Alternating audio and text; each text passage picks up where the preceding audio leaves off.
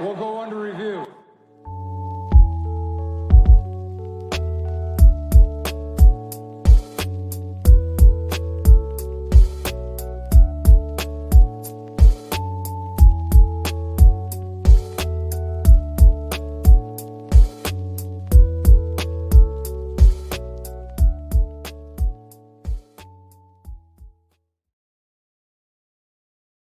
What's going on, everybody? Thank you so much for being here on this week's episode of Under Review, spending your Tuesday evening to join us as we go over the Buffalo Bills' past month of play, the winning streak that has emerged, some tweaks to their offense that we have seen that have taken them into a positive step in the right direction, some questions about the defense, a myriad of factors that have contributed to this Bills team finding their stride and having a successful October and beginning of November.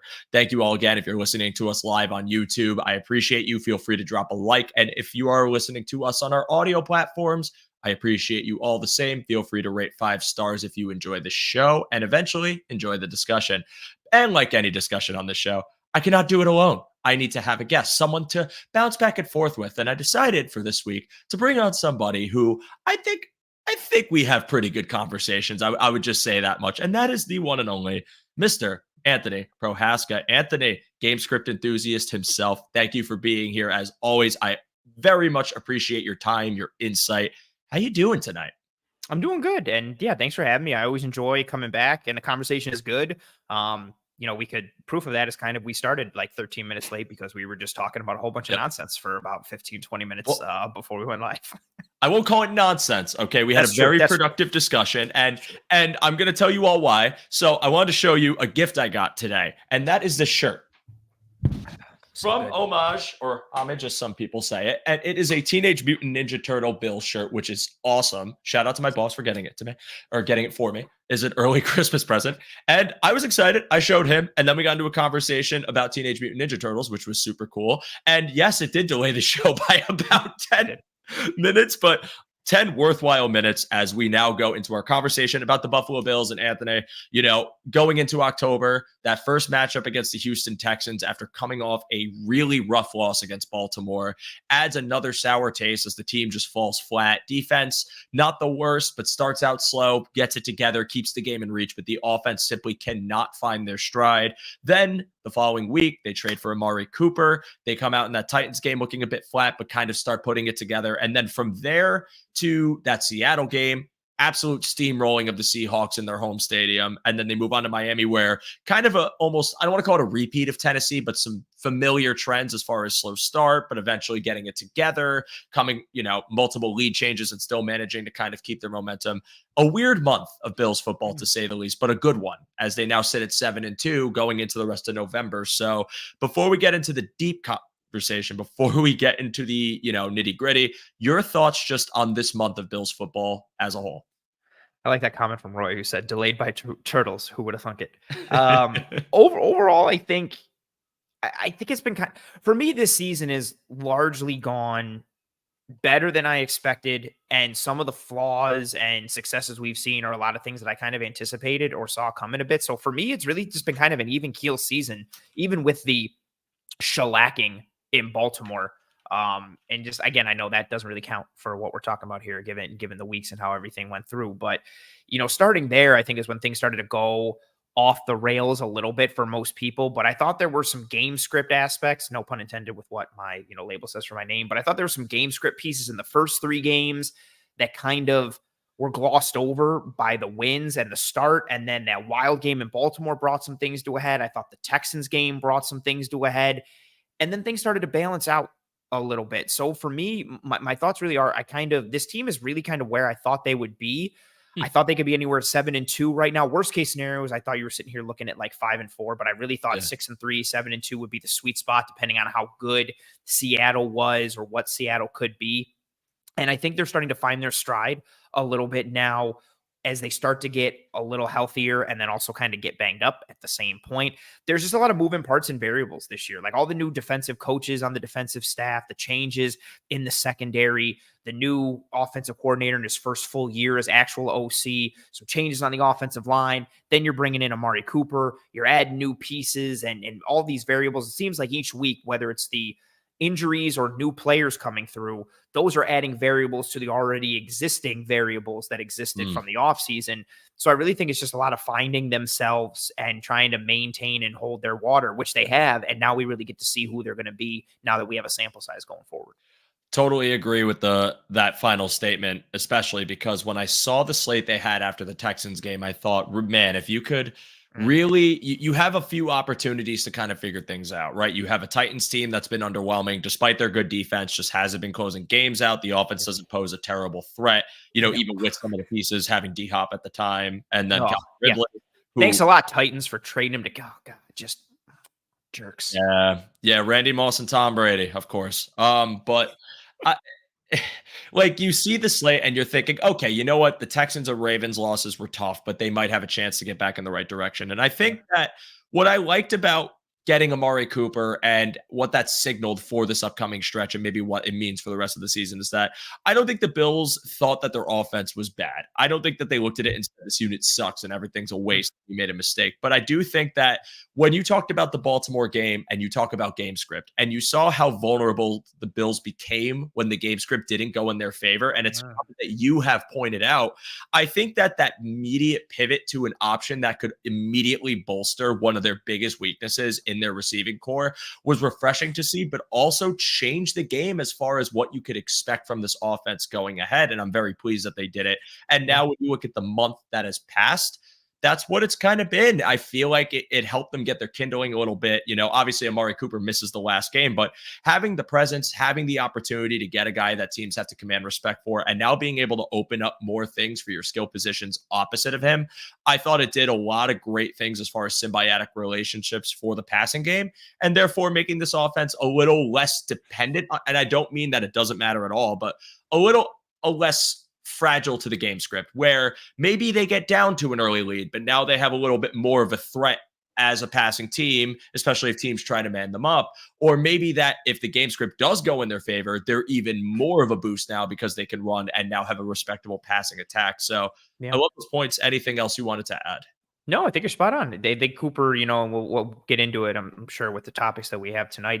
He opens things up on the outside, and they needed that given how teams were just starting to play single high and crowd the box and challenge guys on the outside. And we weren't seeing that separation. And it was a move that, I think it was definitely needed, and something that, kind of in the vein of Stephon Diggs, you need that dude on the outside who can win and get you a bucket. And Cooper has been that guy. Granted, he's hurt now. We'll see what happens going forward.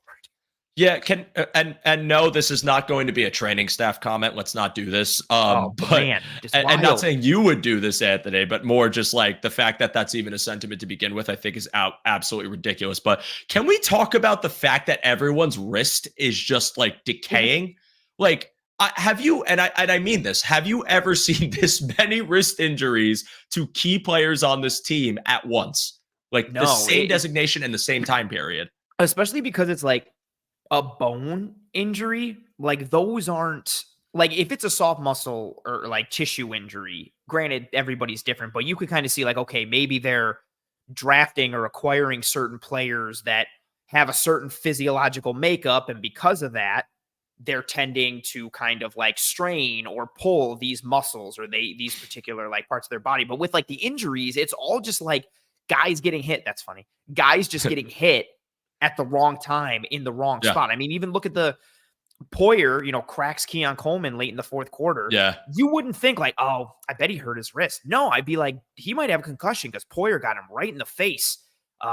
Instant play theater's like, oh, of course it's a wrist. Like, it's just been so weird. But how? Especially because it's a bone. Like, it's just not like, and it's all contact injuries. It's just the odds of it are just have to be so small. And then the fact that it's happening to like key guys or guys at the same position just makes it that much more like annoying and ironically dumb. I just simply cannot accept, and I think it's a failure of this organization to not evaluate every player's bone density before they become a member of the Buffalo Bills or have ample amounts of delicious, 2% milk in the coolers to enhance calcium and to make them stronger. It is a failure. It's been great. Real quick though, can I measure your wrist just like around? They're gonna be like, what? Hey, can you do me a favor? See that concrete wall? You just do that real fast. I just want to see. I just want to see something. Also, Ralph Wilson Sr. I don't know why this is just so funny because I think it's the emoji and how it reflects. But rumor has Jordan Phillips is coming back for the third time, and just the saddest face if you can't see this. I'm still annoyed that like he played over Poona Ford last year at times, and I know people think like people had super high expectations for Poona Ford, and he didn't necessarily meet them for people.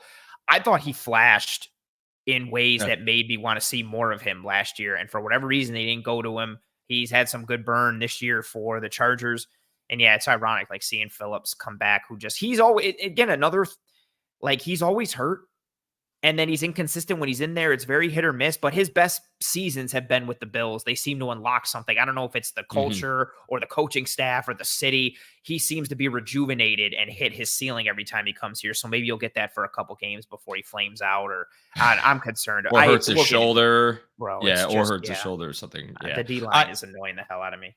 I was very pleased with 2022 Phillips up until he got hurt, and then it seemed like he kind of lost a step. And it's not his fault for getting hurt as much as it is what it is.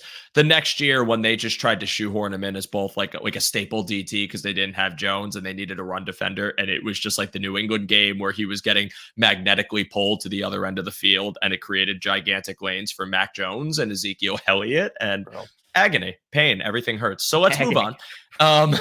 So as Chris says, do you have a family history of osteoporosis? So I love it's just like you're just pulling up the tape and it's just them like not even on the field. It's just them of like in their house, like holding like a spatula a certain way. They're like, question, when you're holding the spatula like this, is it because your wrist, this and that? They're like, how did you know where I live? How did you get pictures of my house? Like, forget about that. Osteoporosis. How much milk are you drinking? What's your calcium? Bone density? We noticed your fridge has oat milk, almond milk, but no cow milk. And we're just concerned about the calcium levels in your house. And to be a Buffalo Bill, we need to make sure your bone density is up to par, and that your wrist can handle it. All the calcium, dude. But now we move on to our actual topics. And the first one I wrote this down, but the Joe Brady led offense in this month. And I'll start by saying that on the last show I did that kind of recapped really that post-Houston loss and that month. There were a lot of criticisms I had for Joe Brady's play calling, mainly coming down to I felt like, and we ranted about this, I ranted about it to you in DMs, but just the lack of play action, feeling like they were a bit too static, feeling like they were a bit too predictable. And I said, I just want them to try and throw some more wrinkles and make teams guess a little bit more and put some more strain on them, something that you have called for, something that a lot of people on our network have wanted. And this month has felt like they've course corrected in that regard and made a lot of necessary changes, maybe not in every game, but at least in the past couple of games, to really get to that point where they are a multi-level offense as far as not just the talent and not just the quarterback, but how they're calling plays, how they're designing plays, the timing of their play action, the use of motion, which I know in the Seattle game was basically every passing snap except for I think like 2 or 3. They seem to have tried to make themselves a bit more dynamic beyond the talent, and I am happy and I am pleased with most of Joe Brady's play calling because it's not perfect. It never is with anybody. But talk to me about him, your perspective of him in this Bills offense this past month, and what you liked, what you didn't like. Yeah, I mean, that's a good place to start. I pretty much could have just like shown screenshots of our DMs like a couple weeks ago, and that could have been this whole segment. I just feel that play action is a necessity for this offense. And even with the addition of Amari Cooper, which helps alleviate some of the issues and concerns that I had, but you just didn't have anybody that could win on the outside. You didn't have anybody that could really win vertical. So anything outside the numbers and past like 15 yards was almost like a shaded out area. And then you added in the little technical pieces. They were missing that from a guy who could add something out there.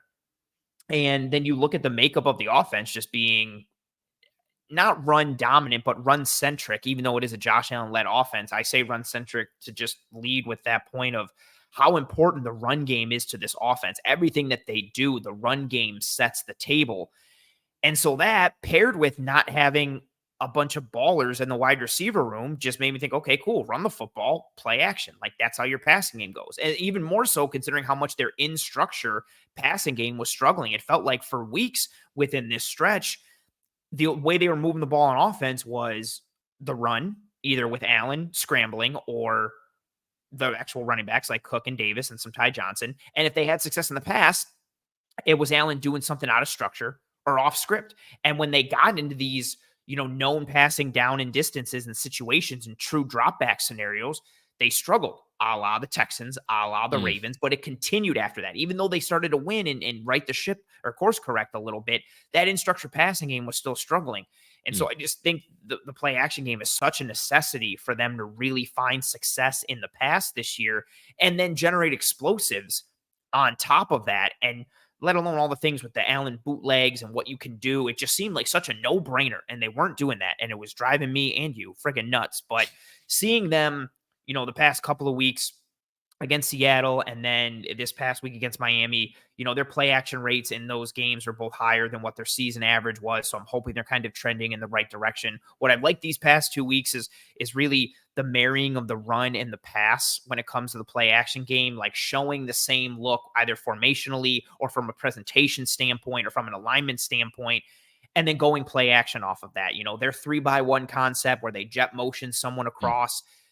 That usually means 90% of the time, hey, here comes a mid-zone run to the weak side. Against Seattle, they started working some play action with that. They did it again against Miami. So starting to take those tendencies, self-scout a little bit, build and layer from there and add it to the sequencing and the play calling, that gives me a lot of hope. And, that's a solid place to start. Whatever Amari Cooper is going to be is whatever Amari Cooper is going to be. I hope that he's something good.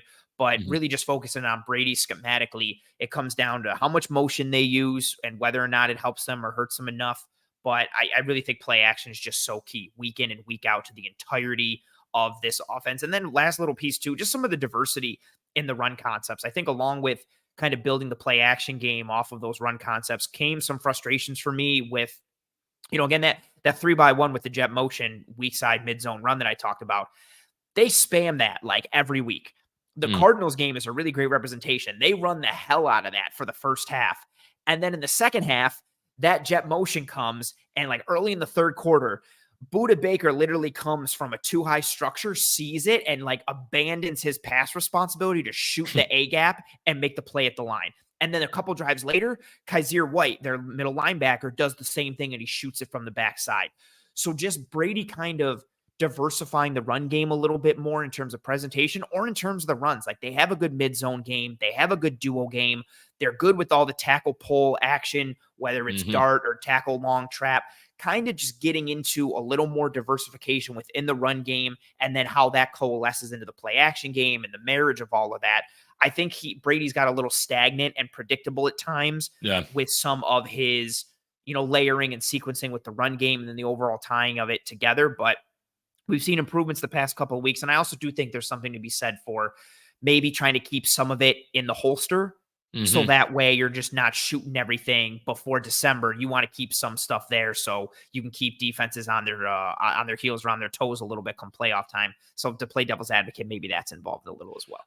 That was the point I was going to make to branch off what you said is I wasn't, in that last episode that I was describing earlier, one of the things I kind of mentioned was maybe it is being saved, but also, that doesn't mean you can't offer anything. And then I see over this past month, kind of what you're describing, where you have first off the Texans game, which again, it felt very static. They did motion a few times, but it wasn't really much play action. If I don't even remember the play action snaps in that game, but I would. The big one with the Texans for me was you had that second half, all these runs that kept working. It'd be like first down, here's 8 yards, second and 2, another run, first down. And then you'd be like, okay, let's go play action and take a shot. And Brady was like, nope, here comes the same run again. Another one. 2 yards. You'd be like, and they did that like 3 drives in a row. And you're like, why are you doing this? Why? Like, just why? And if it's working, I understand spamming it. I do, because I absolutely believe that like, there is a philosophy a lot of OCs have where it's like, until you beat me, I'm going to keep doing it. And Joe Brady was doing that.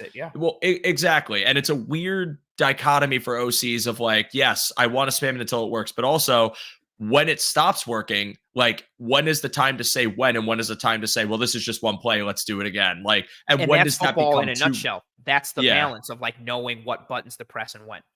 For sure. And I think with Joe Brady, what you were just saying and what we were getting to, I think there might have been some of that. Let's keep it for when we get to the colder stretch, and maybe let's introduce it so that if teams are kind of, okay, well, they've shown this look and now they're running a lot more PA out of it. Even if they can snuff it out, there's still a level of hesitation. There's still a level of doubt, even from the most disciplined defenses, where that extra second of time is the difference between maybe some separation for one of the guys that they scheme to be the primary target on that PA, or just extra time for Josh Allen to improvise, which even if you don't want to fully rely on it, it is something that you keep in your back pocket and is always a break glass in case of emergency to keep drives going. And then when teams can't defend that, even if they've called the right situation and they know what's coming, it's still a threat. And that's why, like, when we talked about it and what you've talked about so much that I've learned, a ton, and Eric and all the people about it with this just, full-time hiring of Joe Brady and what it could mean.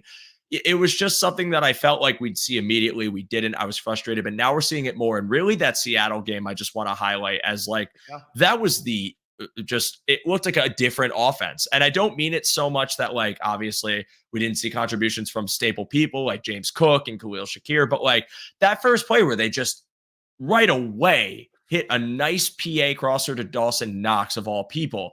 And you're just like, oh, they're doing that. And I remember your tweet about it where it was Leo pointing at the TV when they opened up with it. Yeah. But you see this and you see oh, okay, it's happening. They're doing this now. And Joe Brady's not just a guy who's static, and Josh Allen isn't a stubborn child when it comes to play action. They are actually trying to make this a vital part of the offense. They've shown you their run looks. They're getting you to defend it in a certain way. So now we can introduce this pass and burn you. And they had their way with the Seattle defense all game. And I mean, Seattle's defense isn't a perfect unit, but with the coach they have, with some of the talent they have up front and in that front seven, and especially their corners, I mean, Witherspoon, Woolen, and you talk about just those pieces on the defense that are still respectable at an individual level, to move the ball as effectively as you did, to see that kind of chest puffed out, the aggression, and how mixing in PA and just straight running was just keeping them guessing. And then to see it against Miami too, because, they had a slow start, but the slow start to me came way more from execution errors than I thought just straight up Joe Brady calling a bad game. Again, the Keon Coleman slant that you highlighted in this week's episode of Disguise Coverage, which is now available on YouTube, the slant that he bobbled and turns into a pick could have very well just been a gimme touchdown. I mean, the Josh Allen run that got called back for the hold, that wasn't a hold. It was, and they were moving the ball at will. And I attribute that to, obviously, again, talent, and talent being a result of, Josh Allen elevating some people around him, but also Joe Brady, who wasn't afraid to go play action early, wasn't afraid to use Jalen Virgil as a motion piece, and Curtis Samuel as a motion piece, and Khalil Shakir as a motion piece, and just really offering diverse looks, going with the under center more, which I also think they've started to do a little bit more, not obviously on every snap, but a little bit more of an increase in the rate, which to me is just we're seeing signs of not life, but progression. And I'm very interested to see what happens, this week against Indy, and when they go up against Kansas City. And, if maybe they do well against Indy, but Kansas City's stubborn defense gives them fits, do they course correct after the bye? A lot of things, but I'm very pleased with Joe Brady this month. I'm very encouraged by what he's doing with Allen. And I just think Allen as a whole, not perfect, but looks good. And honestly, that Jet game, which we haven't talked about much either, from that game to now, I think is playing exceptional football. I think looks as locked in as he's been this entire year outside of the Jacksonville game, and seems to be playing a lot more comfortably. And I think the PA, and again, making defenses guess, paired with the fact that there are a lot of quick hitters to take advantage of the space they're getting, all these things to me are galvanizing Allen to get into an early groove. And honestly, man, if he hit Keon for that touchdown, I think, even though I still think he played a solid game, I think Allen goes nuclear for the rest of the game. I think that's we hit this. I just threw that slant to Coleman, a heater, perfect ball on Jalen Ramsey, right in his face. I'm going in. I'm locked in. So pleased, encouraged. Any other thoughts on Joe Brady yet before we go to the contributors not named Josh Allen? No, I just wanted to grab this comment because it tied in, and I didn't want to lose it from just the Tippy Canoe. He said, in Tekken, I'll use the same throw combos with King or Nina, learn to beat it. And I just thought that was super apropos with I mean, it worked, to kind of go into that. It worked for Brady last year against the Cowboys. He just kept spamming all the tackle pull stuff left and right. They couldn't adjust. They couldn't beat it. My issue was teams were starting to adjust a little bit to his spam stuff this year. And then because you were struggling so much in the past, it was just such an easy thing. But to your point, yeah, like I don't have too much to add with it. I just like the last 2 games were very encouraging given the quality of opponent. The Seattle one, I think, really meant a lot because, Seattle, for the talent they have and the coach they have, really had a lot of alignment and fit issues, especially against the run. I don't know if it's dudes going rogue or just they're like poorly coached, which I find out, I guess, a little hard to believe given McDonald's track record and success. But they were very poor up front from a discipline standpoint, from a fit standpoint. But the key to their team is just how good their front is at rushing the passer. You have 5 dudes with 19 or more pressures going into that week. They're one of the best their teams with pressure rates on the quarterback. And you get to mitigate a lot of that by one, running the football, but then going play action and making them have to honor the run on the way to the quarterback. It kind of like blunted Seattle's sharpest weapon defensively, in addition to working for the Bills. And I just really hope that starts to continue as the schedule kind of ramps up a little bit again before they get to the playoffs. And then we'll see from there. It's a delicate balance, man. That's what makes football so exciting from a chess match standpoint. And especially as you get more sample size, everybody has the okay, we know who they are. They know that we know who they are. So are they going to stay who they are, or are they going to try and break that and be something that they're not? And then do they do that too much? Do they do that not enough? Does it work? Does it not? When do you stop doing it if it's not working? Is it after the first drive? Is it after the first quarter? Is it the first half? Is it the playoffs and you shot yourself in the foot too much and now you're done? That's where...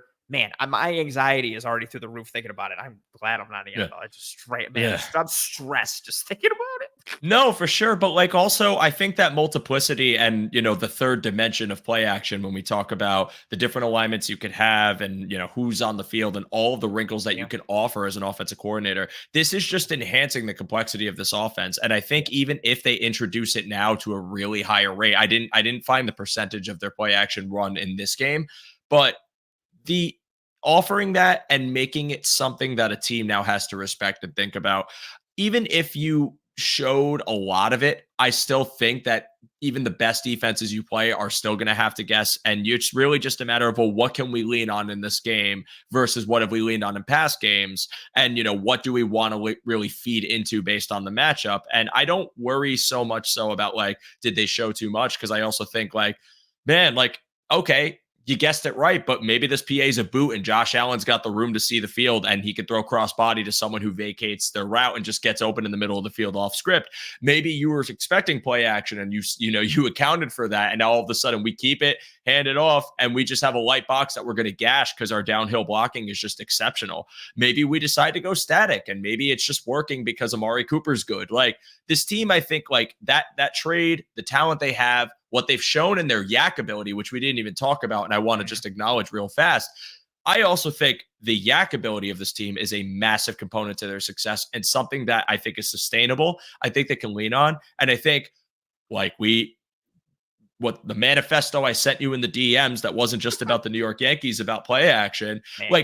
I was watching this Miami Dolphins game in the play action and seeing Josh just boot, take a 5 to 6 yard pass underneath, but let the guys get their yards after catch. Or just the Khalil Shakir screens, or the different ways to just get the ball out quickly and let the playmakers make plays.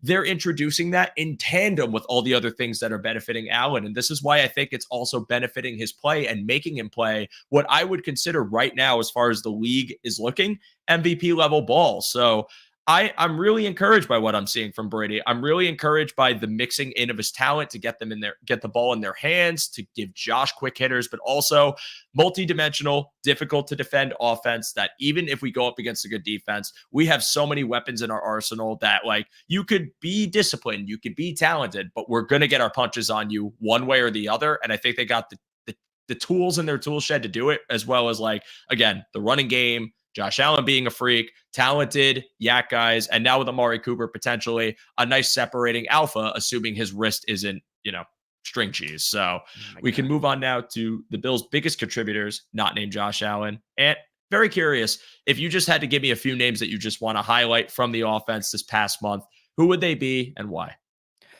So I cheated for this one because there's a lot of names. Everybody, they all did a great job. Yeah, everybody. Trophies for everyone. I blanketed it with, because again, the topic was the offense's biggest contributors not named Josh Allen. My answer is the running back run game. I think so the running backs are involved, the offensive line is involved, the tight ends are involved, the receivers are involved, Aaron Cromer is involved.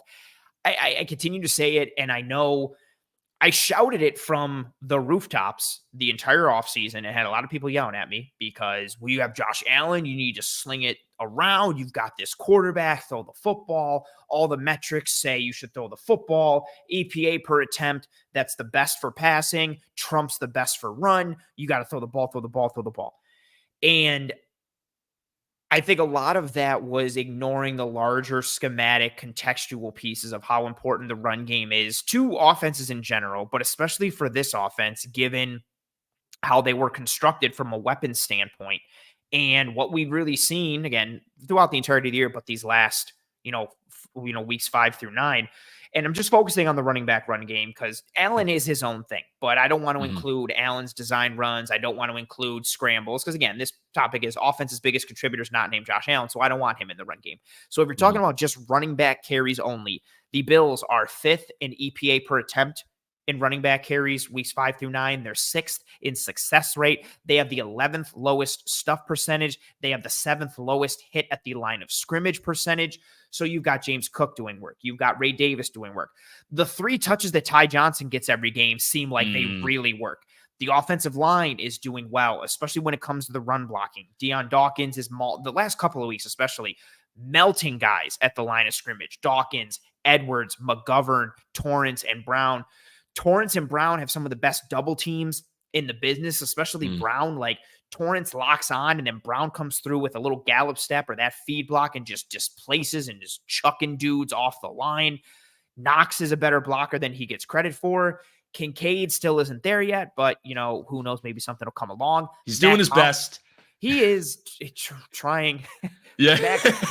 Mac Hollins is a good blocker. You've gotten some contributions from Reggie Gilliam here and there, although they've been minimal from a snap share perspective. I just think this offense, and again, I know they have Josh Allen and yada, yada, but this offense will go as far as Josh Allen takes them, but Josh Allen will be able to take them farther if he has an actual complementary run game that does not involve himself. And again, the run game sets the entire table for this offense, not just league-wide trend-wise, right? It is not ideal to just go spread and sling it. The way coverages are, the way offenses are built, the way defenses are built now, it's starting to shift a little bit. Everybody's talking about too high and all this kind of crap. And that conversation's got a little muddied and, overstated a bit. But you need to be able to run the football and then have that as your table setter and operate from there. A lot of the best offenses for everybody and their mother, and that's why I thought it was funny too. That's my last little point with it. Everybody who was like, they should get Ben Johnson, fire Sean McDermott and hire Ben Johnson, get Ben Johnson. Have you watched the Lions game? They run the shit out of the ball. It's all running and play action. Like that's what they do. They run the hell out of the football. They also have one of the best offensive lines in the league, if not the best. But running the football matters a ton to the best offenses in the NFL. That is the trend. That is what's going to continue to happen. And then even more so for a team like the Bills, who doesn't have an Amon-Ra St. Brown, or didn't for the majority of the year, still don't. Shout out to Amari Cooper, but Amon-Ra is one of the best in the biz. So they need that run game. I think the run game has really started to step up a little bit more in terms of being consistent throughout the entirety of the game. I'd like to see Brady build some more diversity with it. But yeah, that's my biggest contributor on offense, not named Josh Allen, would be all the people that are involved in the run game, because it's tremendously important for Allen, for this offense, not just in this little month in review, but for the entirety of the season if they want to do anything. Ant, I thought the NFL was like more laxed about marijuana, so I just don't understand why everyone's calling the ban too high. But what I will say here is, with the running game, I had to. So I'm so sorry. I had to. With the running. Bye, Ant. Thank you. Thank you for being here this week. Thank you so much.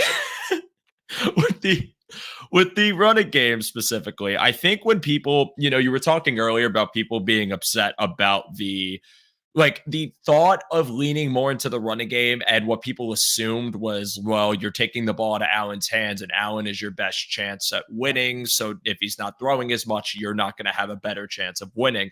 But I don't think people were expecting or thinking about what a good running game actually does for everything, and especially your quarterback, because now I talk about this is my biggest thing for Josh Allen. I literally think this core principle makes him the best quarterback in the NFL, one of the best quarterbacks in the NFL. I don't want people coming from. I was gonna say, I was like, you're playing. No. I gotta be. You know what I mean. I'm clipping that and putting it out. I'm gonna put it out through the Cover One account. Chiefs fans, Baltimore fans, Bengal fans. I have become public enemy number one. But like, what it does for him, I truly believe the biggest problem for Josh is pressing Josh. And pressing Josh, when you talked about it earlier on true passing downs, long downs and distances, third and 7, 3rd and 8, 3rd and 10, 3rd and 12, which have still been an issue. One thing I will highlight as well is the penalties. Granted, 2 terrible calls in the Miami game. Like, we can agree. Bad calls, not recognizing the great technique that Dion Dawkins had, and the perfectly normal. Who was the second one on? Torrance, I think. That one, I can understand the snatch trap a little bit. Yeah, it was on Torrance. I can understand the snatch trap a little bit because if you look at it fast or you don't see everything, it can look like Dawkins, instead of chopping at the wrist or the forearms or the elbow, it looks like, or maybe he's grabbing into the collar and he's yanking him down that way. So I can understand that a little bit. The Torrance one, even on the broadcast, I didn't think he grabbed. I didn't think, if that was holding, then literally holding needs to be called on every single play. And I hate saying that because it sounds so like childish, but I didn't think either of them. The snatch trap definitely wasn't a penalty, and I definitely didn't think that was a penalty on Torrance at all. And the fact that they came back to back was such a kick in the teeth. Yeah, no, and I was in the middle of a Buffalo Wild Wings watching that game with my friends, recovering from a wedding weekend, so everyone was on zero. Which and Buffalo Wild Wings? I was in Connecticut. Oh, okay. So I didn't know that when as soon as, because I know you live in New York, and I was gonna be like, oh, the one at Barclays in Brooklyn is actually like not bad. So no, I was in Connecticut, and like we're all dead tired at the table, and I'm the only one into and watching this game, and like I see the Dawkins penalty, I'm like, they have no idea what a snatch trap is, and my one friend just looked at me like with bags under his eyes and goes, that just did not register in my mind at all. Like, he's not a sport, like they're not sports fans per se, so they were just kind of there watching me as I was grieving. And when I said that, say, yelling and swearing, but I was proud of that because I'm like, holy shit, I actually like got it right. As soon as you said it too, I was like, yes, I nailed it. Because I was like, I hope I didn't get it wrong. But I what I was gonna get at too is like, when you see them constantly putting themselves in those long passing situations, and it's obvious, and what we were talking about with the ways teams defend the pass now and the explosive pass, I do think that when you talk about the running backs, it should be met with the positive of, well, now we're not putting Josh in 3rd and long. We're not putting Josh in these situations where he has to press as often. And also, because the running game is so effective, now there's less strain because the teams are more concerned about defending the run and what that could offer you defensively, or I should say offensively, looking at what defenses are doing pre to post snap and how they have to respect what you do. It changes the way that Josh can view the field and probably changes his confidence level, something that I think truly makes him one of the best quarterbacks of the NFL. The best. You said come on, best. Say it. Well, I mean, honestly, man, like, we got to be honest too. A locked-in Josh Allen is up there. Like, I would call him a 1B if a locked-in Josh Allen was like Super Saiyan Ultra Instinct Josh, like like examples of this, like the 13 seconds game, man. Like, that's a Josh Allen that I'm seeing, and I'm like, I will put him right there with Mahomes as like one of the best in the business right now. And I think that now a rushing attack like that, it's not making him that level all the time, but just those little ways to take the pressure off of him are huge. And when we talk just now getting more specifically into the 2024 rushing attack, because I have literally James Cook and Ray Davis on this list, so it's perfect. Like, first off, I think what James Cook has been as a runner is different in the sense that he is running with like, and it's not that he didn't do this in the second half of last year, but like field vision, aggression, the ability to stay on his feet, the contact balance, like the acceleration, all these things look like the sharpest and most refined that they've ever been, that he's been with the Bills. And I think a part of that does have to do with, one, trusting the blocking in front of him and getting used to the technique and getting used to the formations and how they're blocking and the holes that they're going to eventually create. But the real-time processing for James Cook as a runner and how he's seeing linebackers and how he's able to get the angles to get a few extra steps and fall forward, like that is so imperative to this rushing attack. And he's been so good at it. And just talking about Ray Davis, I'm so pleased with what he's been as a runner, and just watching this Miami game and what he looks like the second the ball gets in his hands, the quick acceleration, the bruiser ability, pushing linebackers and D linemen back as he's generating extra yardage, and just like the mental hurdle that a defense now has to face. When you, sorry, funny comment just came in. Yeah. Don't make me lose my train of thought. Oh my goodness. Sorry. The season is a waste, guys. Buff says the season is a waste. Is that a Christmas tree in that icon? That's a badass Christmas tree. I'll give you that. That is a pretty good Christmas tree. I wonder if it's their Christmas tree. I think it is. I think it is. Like, I want to say yes. Man, all caps and 2 exclamation points. That's intense. Yeah. Ray Davis. I just, what he's been as a runner too, and the compliment that he is to James Cook, but also the compliment he is to Josh Allen. And like, when you talk about under center with Ray Davis and giving him that extra burst and the push from the line, and now, like, as I'm using a term you use, but layering that into the concepts that they're running and like the play action that they run and just all the effectiveness that these two running backs offer, but also their individual ability, is what I think is the biggest contributor, not only to, how this offense functions and how it runs, but what Josh Allen can do now and how much more comfortable he can be as a quarterback. Again, not perfect, but most of the time. So I'm really pleased with that. I'm really excited about this Bills rushing attack going forward. I don't think, again, anything they're doing is unsustainable with their rushing attack. If anything, I don't even think we've seen the best iteration of it again, because Ray Davis, who's a rookie, seems to be getting more and more and more involved. And like now you see the pass that someone called out in the chat, I think it was T-Dobbs, the swing pass where they have him go out to the flat, make a catch. He makes 2 people miss in the open field and turns what was going to be an explosive play into an explosive touchdown. Like, he is a massive threat. And now it's just such a dynamic duo of a rushing attack. And Ty Johnson, who I think has run extremely well, whether it's been a few snaps or even multiple, he's a lot of fun to watch. Oh, I feel like I'm in Wedding Crashers. Make me a bicycle clown. Like, why are you yelling? Mom, where's the meatloaf? But the I can't lose my train of thought. The rushing attack is good. It's fun. I like it. The offensive line is blocking well. Yes. I think, and honestly, to this, Buff. Yeah. And what? I want to read this in like a grunt, like, and I'm not saying you are, Buff, but like, you ever see cartoons, like old cartoons, like, yeah. And what's the end result? Another AFC title bounced out the second round. Like, I'm thinking of like, what's his name? Mel Blanc, Looney Tunes voice actor. Like a 50s mobster villain. By the way, if you guys haven't seen it, do yourselves a favor and watch the 15-minute compilation of Mel Blanc screaming. It's so funny. It's beautiful. Oh, it's so good. And you wonder how that man like did it. But I think when you talk about the playoffs, the Buffalo Bills in the playoffs, and the concerns you have, which are valid, not disagreeing, I would like to see Sean McDermott button it up in the playoffs, because that has been a question of mine and many fans. But just talking about how they could compete in the playoffs, this rushing attack makes me really excited for how they could perform in a high leverage game where you're talking about controlling the time of possession against really good teams. Maybe the Chiefs, maybe the Steelers, who I think are good, maybe the Ravens, if you meet them again, and keeping Derrick Henry off the field, and talking about, well, the Bills do really well when game script runs in their favor. And with the rushing attack they have, if they are running from ahead, all of a sudden, a team that maybe runs well or maybe has a threat as a passer now puts themselves in an early hole and has to play catch up with the Bills team that's running well. I think the playoffs and this Bills rushing attack, you should be a little more encouraged just by what this offense is able to do and the multiplicity it has. That rushing attack that we have been talking about, I think, is the crux of it all. And I am very pleased, very excited. And the only other person I had on my list was Khalil Shakir, who I just think has been a staple of this offense, reliable target for Josh Allen. Was that nod because you have him on your list too? Yeah, and I have some stats.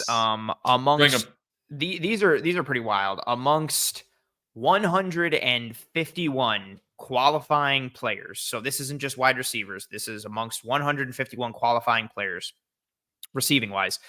Shakir is first in EPA per target. He's third in EPA. He's eighth in yards per route. He's third in yards after catch. He's 10th in yards after catch over expected.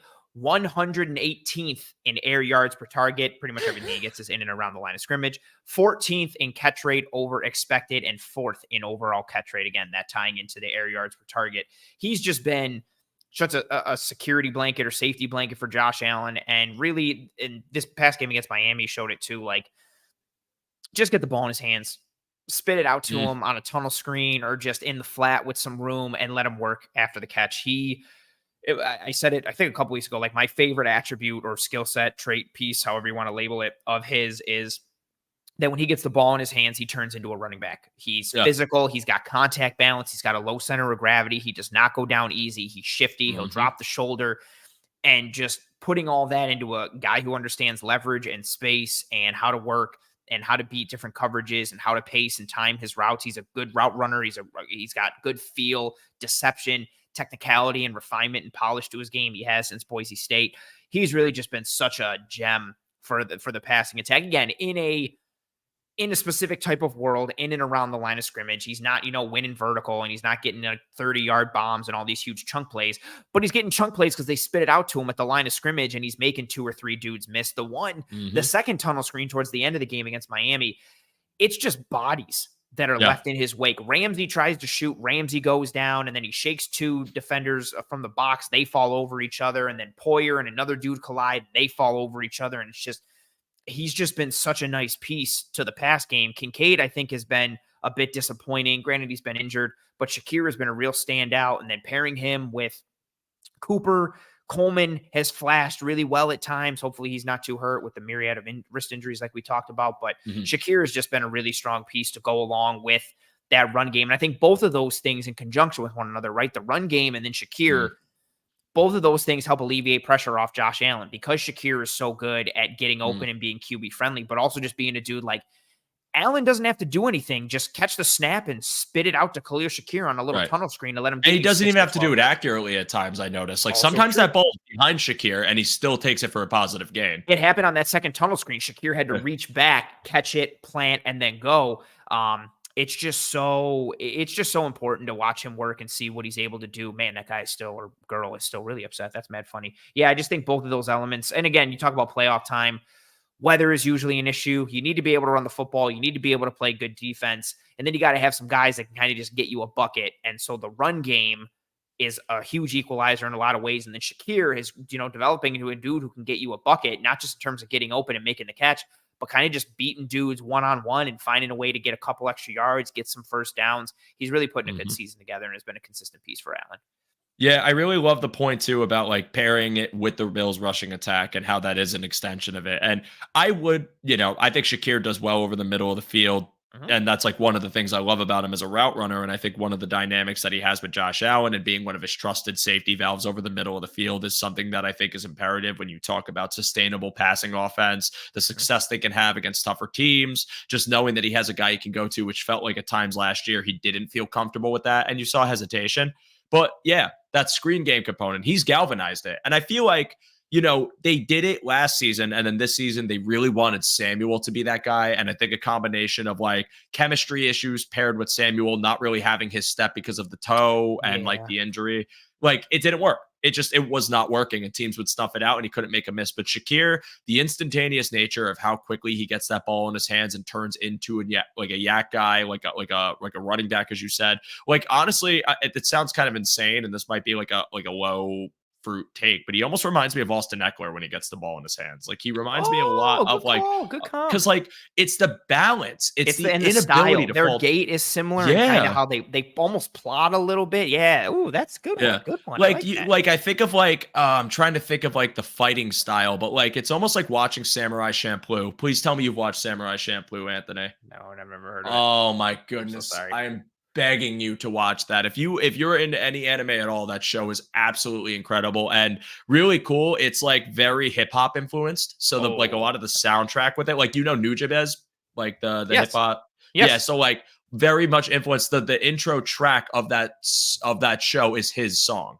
But I just looked it up, and it's got crazy good reviews, and it looks super interesting. Okay, it's legitimately one of the best animes I've ever watched in my life. It's brilliant. I cannot, and it's very quick. It only goes for like I think 20 something episodes. It's like a single story. So please watch it. I'm begging you to watch it. Yeah, I'm on the broadcast live pleading, but his post catch style is like how they fight in that show. They use their hands on the ground, they'll kick their legs up, they'll contort their bodies, but they'll always keep their balance and still gain acceleration afterwards. It is phenomenal to watch. And Khalil Shakir, that is a threat. That takes pressure off Josh Allen. That enhances this offense's ability to punch you in the mouth and gain yards after the catch and make these first downs shorter. And I love the way that Brady has incorporated him in the offense, but also being able to just know that you have this guy that whether it's in the flats, whether it's in the backfield, whether it's down in the middle of the field, or I think they did it in the Seattle game. They hit him on a PA deep shot.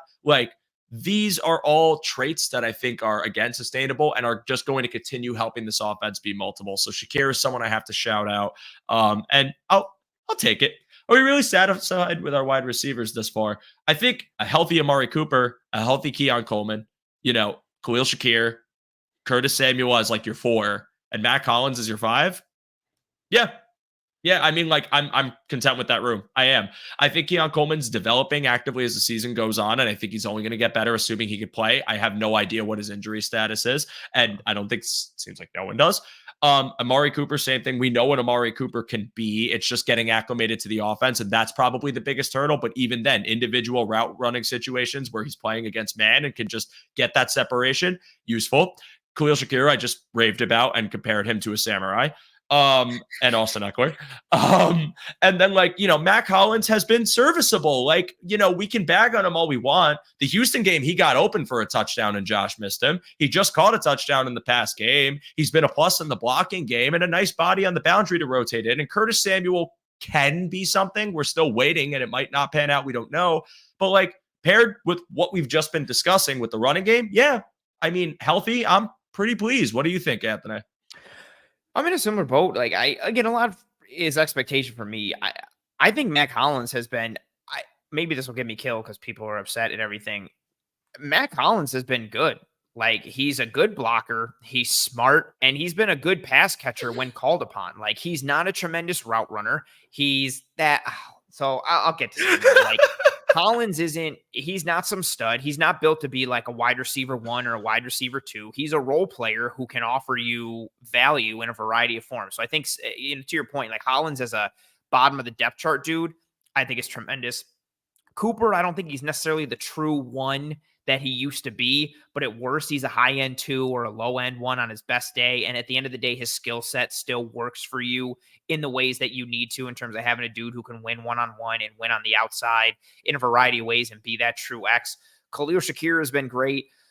Coleman, I think, has been up and down, even with the success he's had the past couple of weeks, like I've talked about. He's still having some struggles.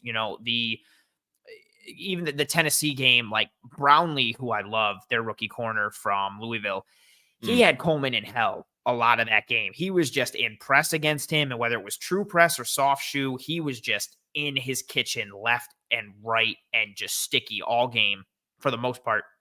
So I still think there are things that Coleman's working through, but him being able to win with his physical tools and traits as a rookie is a positive sign. And then Curtis Samuel, I know what RJ said. I don't think he sucks. Dude's got turf toe, and it's a painful thing. It allows you to not really move the way you need to. I would be more upset that they didn't shut him down right away and let him kind of heal. Yeah. So that way he can go. And I know RJ said it's a 4 to 6 week injury. He's on week 11. It's a 4 to 6 week injury if you shut somebody down and don't have them do anything. He hasn't shut down. He's been playing with, good call there from Time. Oh, nice name. I like to imagine that it's not a person who picked that username. It's the concept of time. Yeah, that's it. Just like how death became an actual thing in the Marvel universe, and that's what Thanos was trying to court. Yeah, I like that. That's good. But yeah, so it's not.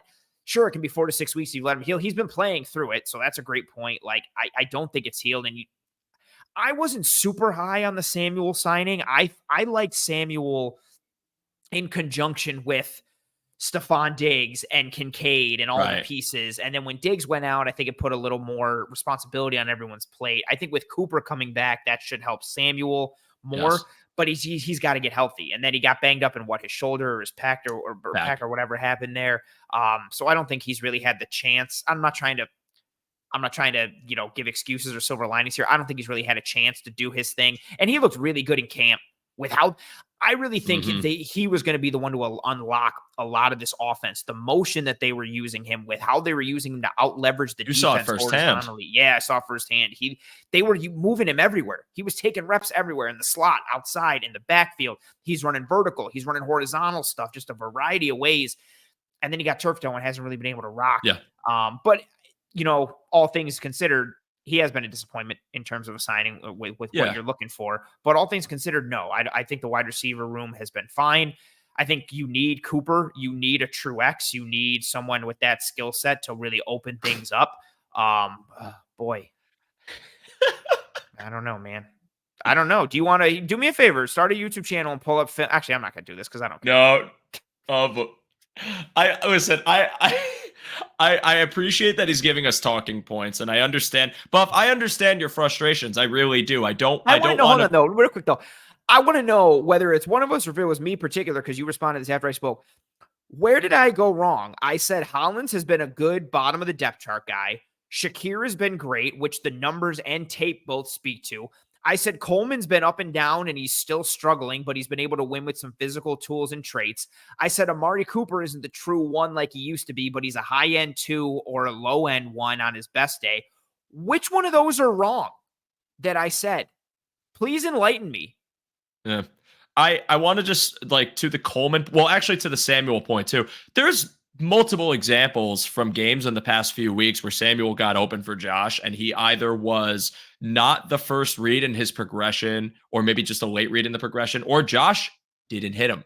That was a thing too. There was a seam ball that Josh could have thrown to Samuel against Houston that was probably good for about 25 yards or 30 yards, and he just didn't throw it. He got gun shy. There's that rail route that he runs through the C gap against Miami in week 2 where Allen just slightly underthrows it a bit and Samuel can't go up and get it. It's actually really good play by Brooks. Multiple times to get that going, numerous he was attempts. Open again.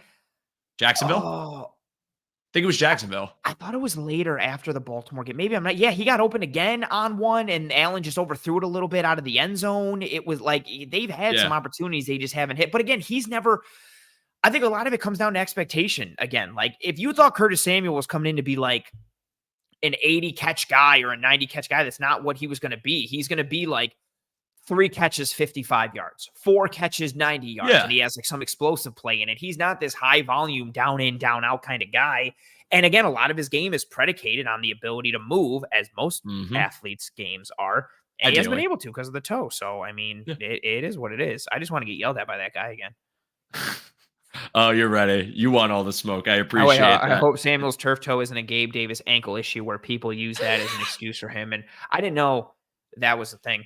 I didn't know people. But also, an ankle issue is a bit debilitating if you are a wide receiver who plants on your feet and needs to cut quickly and use those feet to stop yourself, as well as to turn, as well as to jump, as well as to do basic human functioning as a wide receiver. So I listen.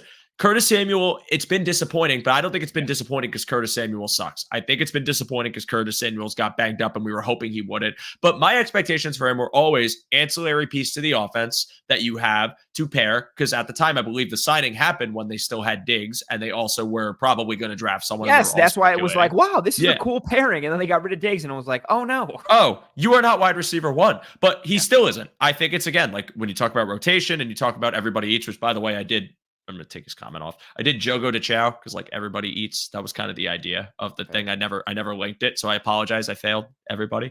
But I thought the idea of Samuel was fun as a role playing piece. So it's disappointing. I don't think it's the end of the road for Samuel. I don't think they should cut Curtis Samuel. I don't think Curtis Samuel sucks. I simply think that he is hurt. I think turf toe, when I heard turf toe over the summer, I was please, I don't want it to keep him out, but I also think this is going to kind of come up and be a conversation. I hope it's not. It is. He wasn't 100%. He's trying to play through it. It's from all accounts, because I've never suffered turf toe, but from all accounts, a very painful injury to play through. It's extremely painful. I've never had it. I've had teammates who have had it, and I used to think it was like the stupidest, like, I was like, turf toe, like, what are you saying? And then it's that and like plantar fasciitis are two things that like kill people. And again, I think even to RJ's comment there, like, it depends, I guess, on how you're quantifying it, but like, are you saying Samuel isn't serviceable, and how are you defining serviceable? Because I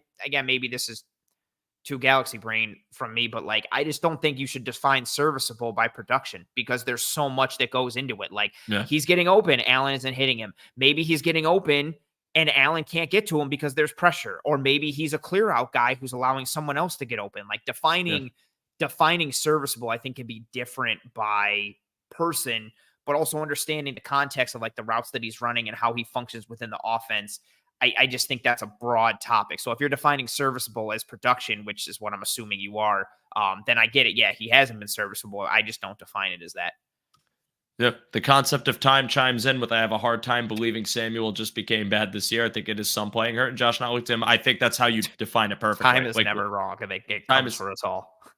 His YouTube channel has always existed, much like time has. But yes, I just final thoughts on the receiving room. Like, I think it's well constructed. It's just the health of it I'm a little worried about going forward. But if we find out Coleman's injury isn't that severe, then I'm going to be like kind of a little more at peace with it. I still think they're going to, Cooper helps, but if you play teams with good corners, they're going to struggle, or like athletic corners. Like, they still do have a separation issue. Like, Hollins isn't a separator. Keon Coleman isn't a separator. Like, you're still hoping that Keon is going to win with more physical tools and traits than he is actual, refinement and technicality, which I don't think anybody should have expected from him this year. Although he has shown some glimpses in some fun ways at times, but he's not a separator either.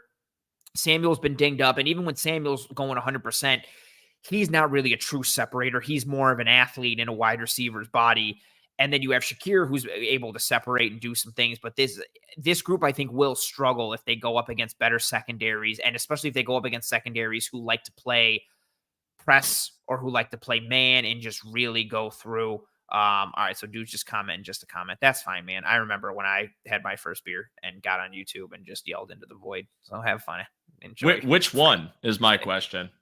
I do want to know which one. Is he talking about Virgil? Is he talking about Hamler? Is he talking about Shavers? I think he's just yelling into the void. He's also got Billy Mays on here still with the all caps, like just shouting. Like, Billy Mays here. R.I.P. Billy Mays here. It's all caps all the time. When I was a kid, I used to want to buy OxyClean, not even just to use it for its intended purpose. I just wanted to have the jar because I felt the jar and logo looked cool. I second that notion, and I always wanted to buy the Flex Seal and do all the tests with it, where they're like making a boat out of a screen door, and then they take it onto the lake. I saw this boat in half. Yeah. And I just put some Flex Seal on it. And look at me, and it's just like, oh, okay. My dad bought the Flex Seal, or Flex Tape. He bought the Flex Tape, and our pool, the lining of the pool was like starting to come off. So we tested it, and it worked. It actually worked pretty well. So Phil Swift, the legend, the man, the myth, well advertised. But yeah, no, I agree with your here for Flex Tape. Yeah, I could hear his voice and see his face like right now. That commercial is so unhinged, but I agree with that too. I do think they're going to get tested heavily in 2 weeks when they play the Chiefs. I think that's probably going to be a nice litmus test. But again, if they're not healthy, it's also going to be difficult. Also, is he on IR? Was that confirmed today? Because I didn't see anything on it. I don't think so.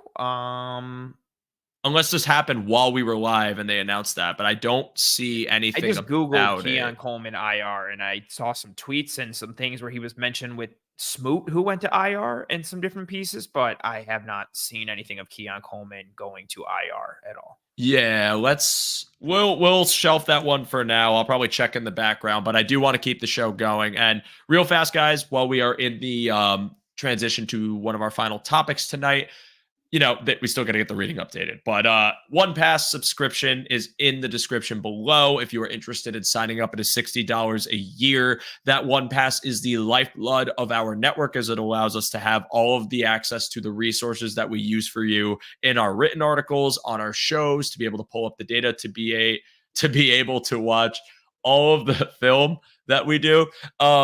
it is just, it's integral to our network. And if you are interested, I strongly suggest that the Discord that we have going is so much fun. The people in there are amazing. We are doing giveaways where we are finding items to give away to all of our members. We are partnered with 26 Shirts, who have an amazing design for our network that they are, offering to the One Pass signups. If you want to look into that as well, it's a great thing to be a part of. I cannot suggest it enough. And if you like our channel, if you like our content and are thinking about it, use this as your push to do so. It's very much worth it. And for all of you that have signed up, whether it was through this promotion or through other people in our network, we truly thank you and appreciate you being a member. And again, guys, watching the show, Buff, who says it's all love. It is all love.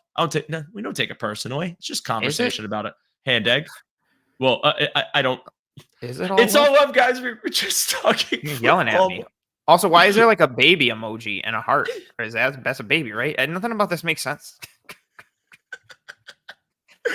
Please smash the like button if you're enjoying the episode. If you're having fun watching this conversation or listening to us on podcasting apps, feel free to rate it 5 stars. It is greatly appreciated. Thank you all for being here on a Tuesday night, a very eventful Tuesday night, as it was a trade deadline day and nothing else. But moving on to and nothing else at all. Nothing else is happening today. Moving on to topic 3, which I have labeled optimistic or pessimistic for the future of this defense this season.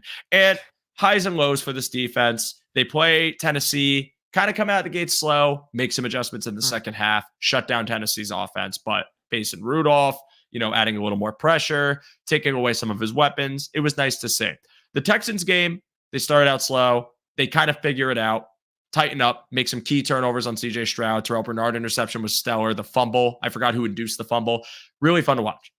The Seattle game was electric, but there were times where the up-tempo Seattle offense was getting down the field, and then they just kind of got in their own way. And they definitely did some, they had some back-to-back Bills-esque drives where they shot themselves in the foot as they got to the drought era Bills. Yeah, it was very drought era. Like Gino, I'm in my room, I'm watching the Seattle game. I'm getting nervous, heart's starting to pound. I'm like, are they going to score here? Gino just falls down, and I'm just like, oh, that's anticlimactic. Yeah, I felt so bad for him. And you know what sucks too is, granted, maybe the defense changed because they saw him go down.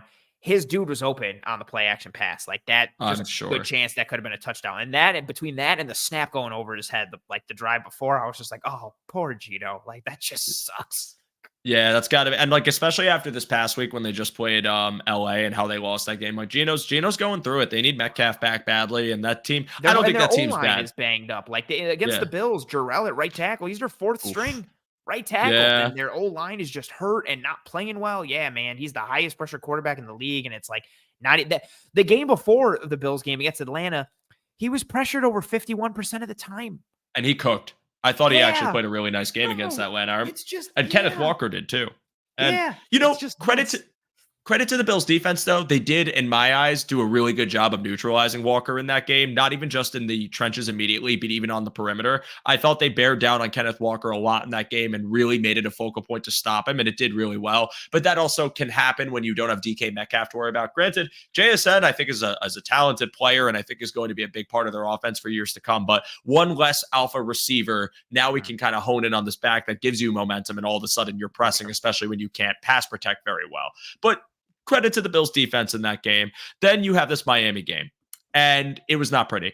But what I will say about it was, for as bad as it looked, I do think Miami deserves a tip of the cap for how off balance they kept the Bills defense, how dialed in Tua was. Tua deserves immense amounts of credit in my eyes for how good he commanded that game. The accuracy, decision-making, timing, the offensive line, a lot of things just Miami was doing from a perspective of what their game plan was, which was everything, throw everything at them, bait their aggression, and then misdirection, bait their aggression, screen, dump off. It worked beautifully. And the defense just never seemed to catch up. So, Ant, what are your thoughts on this defense? You can give me the season-long perspective, the month perspective, and really your thoughts on what they could be, or your concern levels, I guess, going forward into November. I think my concern levels are decently healthy.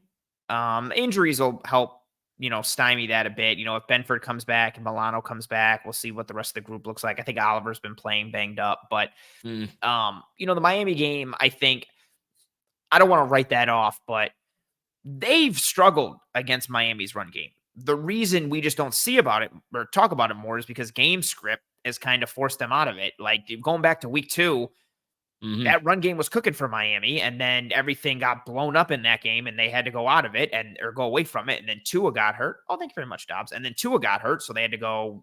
Then the whole offense imploded from there. But I even think back to 2 years ago, the snow game in Buffalo, like week 15 or 16. Bills are wearing the red jerseys on a Saturday night. They went on like a last-second field goal to beat the Dolphins in Buffalo. Mostert had like 150 plus or something crazy in that game. Like Mostert was running wild. Like their run game has worked. It's just that Miami either doesn't commit to it enough against the Bills, or the game script forces them away from it. So any team that runs the motion that they do and uses it with the speed and timing and point of attack that they do can give the Bills problems. We've seen the Dolphins do it multiple times. We've seen the Ravens do it. We saw the Packers do it when the Bills played the Packers a couple years ago on Sunday Night Football. LaFleur was just using motion and getting guys out of gaps and gouging them, but the Bills came away clean in that game, so we don't talk about it a ton. I am a bit concerned, though, overall for the defense, despite this Miami game being not necessarily a one-off, but just something that kind of happens with more regularity than it gets covered. It starts with the pressure up front and just how they get it and or don't. They are on the year 23rd in pressure rate. And then I know some people point to sacks because they were like top 10 a couple weeks ago. Now they're 14th in sacks, but they've seen the 5th most pass attempts. So they have more opportunities to generate sacks. So if you don't look at sacks as a volume stat and you look at it from a percentage standpoint, they're 21st in sack percentage. So they're in the 20s in pressure rate and sack percentage. We'll see what happens with Vaughn going forward. Smoot was hit or miss in a lot of ways, but he showed up big on some third downs and some low red zone situations. I worry just overall holistically about the defensive line. Like Groot, I think, has shown some improvement as a pass rusher, really starting to win with an inside move quick and decisively, but I still don't think he's a true one as a pass rusher.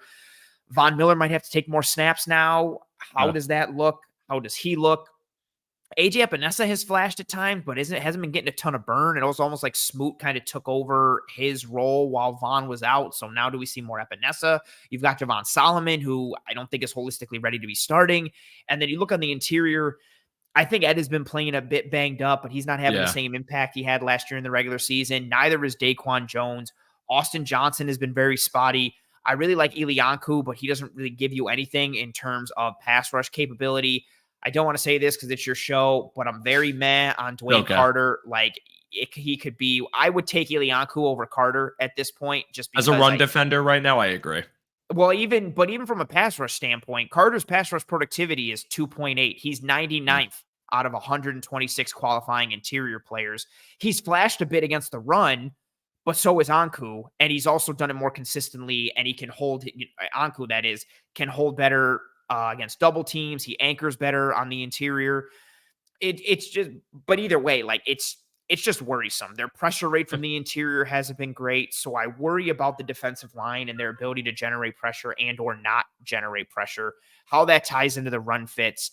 The defensive line just worries me a little bit from a pressure standpoint. And do they have to start blitzing more? Yeah. How does that affect the coverages on the back end? Is it all right because once Matt Milano comes back, we can see them get into more Sims and creepers and 5-man stuff, and he gives you better matchup capabilities? I just have really a lot of questions that start with the front, mainly from a pressure rate. I think the run stuff is always going to be there. I think they are going to have games where they get gouged. It's what they've been the past couple of years. They're either going to get got or they're going to get you. That's what it is. You're either going to gash them for 8 or they're going to get you for a -2 or a -3 yard loss. Now it's 2nd and 13. They'll keep you in that. So it's 3rd and 8, 3rd and 9, and then they get you off the field. And then the game script helps them. So you have to go away from the run. Right. That's kind of just where it's been. I see Connor's point here. I was hoping that they would acquire a defensive tackle. I'm sure being tried. If Phillips comes back, cool, I guess. It doesn't really move the needle for me or do anything. I am concerned about the defensive line from a pressure standpoint, and in terms of just overall functionality and versatility, which is annoying to say considering that I think we have this conversation every offseason. Every year. The Bills trying to address the defensive line, and it's just who's getting you a bucket consistently as a pass rusher or as a run defender. Groot is one of the best run defending defensive ends in all of football, which is awesome. That's like the best and only known quantity on that defensive line. Everything else, even if you're not playing devil's advocate, has a big question mark around it. And that's scary for me. Well, what's really disheartening is the regression of the IDL, which I made a specific note about, because I think it's a mix of things for me. Like, I think Rousseau has taken that step. I'm very excited for him. I also think there's been games where he's been able to generate pressure and just hasn't been able to hit home, and whether that be because it was quick time to get the ball out. His flashes have been absolutely tremendous. When he wins, it is dominant. And you're like, oh, and then you're like, then like 2.5 quarters go by and you're like, has he been playing?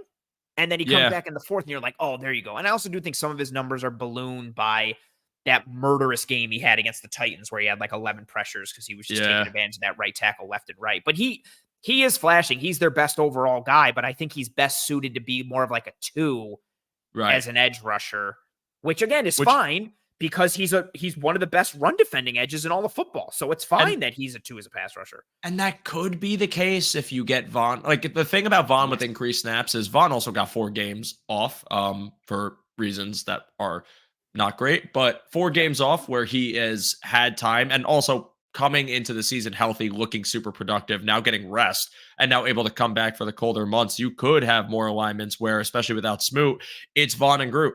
And maybe you kick AJ to the inside if you're worried about the interior push. But again, like, I'm not totally crazy about AJ at that interior role. Like, I'd rather just keep the DTs there, but also like the DTs haven't been good. And that's the thing that is really disheartening to me is, Ed Oliver's playing banged up. Okay. But like, you're banking on Ed's presence as being a viable, really explosive 3T that can take on the doubles and still win in that regard as kind of the foundation to your integrity to defend the run in the interior. And if you can't do that and Daquan Jones isn't getting consistent push and they're not being as big of threats as pass rushers, what do you really have? And I like that you bring that up because it is a concern. And I have to apologize to you because we did an episode in like August where we did position group rankings. And I think I put D-line as my number 1. I think I did IDL as my number 1 or my number 2. I can't remember. It was. I do remember being like, oh, but you weren't. I remember there's people too, like releasing the Bills community or space that were like, man, this is one of like the top 5 fronts in the NFL. They're going to be great. And I remember just being like, how or like why? And it's been unfortunate. I didn't have the highest of expectations for them, and I'm still been disappointed. Let alone being like you, who thought, granted, you also had your heart in here because of your love for Dwayne Carter, who still can be something.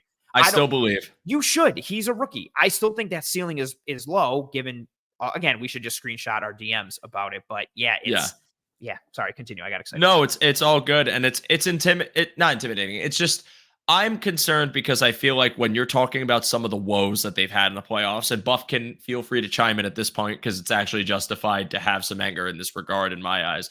The defensive line has been, to me, one of the biggest like question marks and missing puzzle pieces when you talk about the Bills going into the playoffs and what they can really do to change games. And now when you talk about a Bills becoming a more run-centric offense, right? And not run-heavy, run-centric, but relying on running backs, relying on chewing clock, relying on controlling the time of possession. If you now have a team that can come back and do the same thing to you because your interior D-line isn't doing well or your edges are outside of Greg Rousseau, maybe not being fortified, and now teams are able to move the ball on you on the ground, that worries me. Because now what's going to happen if you are the team that gets knocked out of game script earlier because you go up against maybe Kansas City, and Kansas City's great at running the ball, but Kansas City's, interior D-line with Chris Jones and some of the D-linemen they have. I'm not saying the Bills can't. The Bills have been able to run the ball on them. But when you're going blow for blow, who gives first? In that scenario, I worry that it would be the Bills D-line. And I just want to exist in a world where there is a consistent pass rush presence, but also that interior D-line is fortified. And I thought it was going to be because I thought getting Daquan Jones back. Excuse me. I have like the worst cough and I've been trying to mute myself, but the interior D-line, like with Daquan Jones, the beginning of last year, and then Ed Oliver, the beginning of last year, then Daquan Jones goes down, but Ed still had a great year. Like, I was fully expecting Ed to just come into the year, keep that going. We're finally seeing him hit that ceiling, and he looks great. Now Daquan Jones is healthy. You just signed him for the 2-year deal. The pairing is ready to roll. They're going to be a menace, and we're going to get that hopefully for a long-term season, and we have it. And now with that, it's a huge question mark. And Dwayne Carter, I love Dwayne Carter, but I will admit, is a developing DT, has gotten pushed back, as you've pointed out, and as I've been able to watch myself, on double teams. And I don't think he's ready to take double teams on. I was kind of expecting him just to be that rotational option that could come in maybe on a single, which I still think if he's singled up, he does well. But, teams aren't going to do that if they know they could just bully him with a double. So, like, all these issues and questions, like when you go to the playoffs, because they have like a 99% or a 94% chance right now. I feel like your cough wasn't too bad until you started talking about the defensive line. It's like you're allergic to it. I'm allergic to this D line just not being effective, and it's disappointing. So I think today when we talk, RJ, who says the DL should be absolutely ashamed of themselves, but they talk about the trade deadline. I don't think he's wrong. When you talk about the trade deadline today, I was hoping that there would be like news about a Sebastian Joseph Day or an Arden Key or like a somehow by the grace of God, Eric Armstead, like to bring in and just fortify the room further, but they didn't, and it stinks. And I'm hoping that the one thing that I'll hang my hat on is Ed getting healthier, and maybe Daquan Jones, if he's working through something, and maybe just getting more stride as the season goes on, that it's just like mid-season woes that improve as the season goes on. But you brought it up earlier, and I'm really glad you did, because it was something I was going to ask, but like blitzing. At this point, if you know that your pass rush with 4, which you really try to predicate yourselves on, isn't working, when do the blitzes begin? And you have Terrell Bernard in the lineup now. You have Teron Johnson in the lineup now. I know there's no Matt Milano, but like, at what point do we see an uptick in 5, 6 man pressures that aren't just disguised at the line of scrimmage, but really hammering the pressure more consistently to get teams to fear? And do you think that maybe this is, like we talked about with Joe Brady, keeping it in the arsenal, something that maybe Babich and McDermott don't want to really pull out now? Because if you get to the playoffs with the same problems or concerns, that immediate pressure might be able to benefit you. I think it's a fair question. I also think it just, at a certain philosophical level, this will probably make people upset who already hate Sean McDermott, but he doesn't want to be a blitzing guy. Like, in his heart of hearts, he wants to rush 4 and play coverage behind it, which honestly, a lot of coaches want to do that. That means you have numbers in coverage. That means, if you can win with 4, that means you always have 7 dropping. You can get to more coverages. You can disguise better. You can get more creative. And then you're always going to have the numbers advantage against any route distribution that's there. So that's fun. Blitzing comes with its own set of risk and reward. I do think they need to uptick the blitzing, whether it's actual blitzes like 5 and 6 man pressures, like you said, or even if it's just more creepers, more sims. But then again, that opens a whole nother can of worms, because now you're dropping non-traditional coverage players in favor of having, non-traditional rushers rush the quarterback. You're still rushing 4, but you're playing games. I just think they need to do something as they start to face the better teams. But if they're willing to kind of deal with it and stem the tide in the regular season, because they've got some really great things cooked up for the playoffs, which is possible. Like, I don't want to discount that option or that, potential of being a real possibility. But I do think they need to start to swing some things at some point, because they're just not, again, it looks like Ilianku's probably going to play again this week. I like Ilianku. He's not giving you anything in terms of pass rush. Austin Johnson isn't really giving you much in terms of pass rush either. Ed and Daquan, like we said, have been hit or miss. Groot has been your best dude overall, but isn't a down in, down out game record. But again, I think he's been fine. AJ Epinesa has been kind of hit or miss. We'll see what Vaughn can really be. There's just questions there. And now I would like to see more creativity from a third down perspective with the blitzing, and in terms of what you get into, and knowing, okay, here's the down and distance. If we can get into these 3rd and longs, or we get these 3rd and shorts, do we start to get a little creative? Do we start to go crazy a little bit? I wanted to get that comment from RJ, who said you should want to rush 4. Casey does it. Casey does rush 4, but also at the same time, they're a completely different defense in terms of the creativity from a coverage standpoint. And then also, they have the 3rd highest blitz rate on 3rd down at 40%. Spags is a blitz guy. Yes. So when it comes down to like those down and distances, also, even just on the year, the Chiefs have the 3rd highest blitz rate on the year, 34.3% blitz rate on the year. So they are the 3rd highest blitzing team. And then on 3rd down, their percentage jumps up 6 percentage points. Spags is a blitzer. He also runs a ton of creative pieces on the back end from a coverage standpoint. I think that, so now I know people are going to join and be like, well, they should do what Spags is doing. How come they don't do that? Yada, yada. I also think a large part of this conversation is also the roster building aspect. The Bills do not have hybrid players or these 3 safety looks. They don't have the Reeds and the Kamari Connors and the Cooks where they can just use these guys interchangeably at the second and third level and throw a whole bunch of stuff at you. They don't have, Tranquil and Bolton and Chenal and Karlaftis and the type of athleticism and hybrid versatility from a flexibility standpoint at positions. The Bills aren't built like that, and they haven't been built like that, which is a whole nother conversation to have. But I do think the Bills need to ratchet up the blitzing a little bit just because the 4-man rush isn't doing it.